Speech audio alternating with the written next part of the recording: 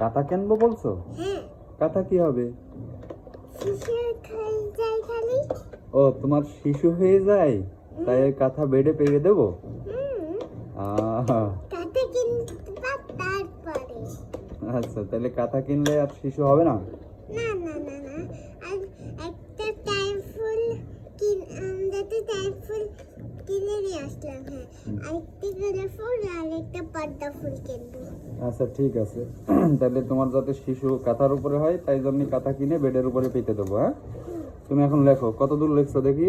এই দেখ, মাশাআল্লাহ, A B C D E F G H. I লেখো তো, আই লেখো। আমি লিখতে পারবো, দেখাবো কিভাবে লিখতে হয়। হ্যাঁ হ্যাঁ হ্যাঁ, দেখো দেখো দেখো। এই যে হ্যাঁ, তাড়াতাড়ি তাড়াতাড়ি হুম, লেখো লেখো লেখো।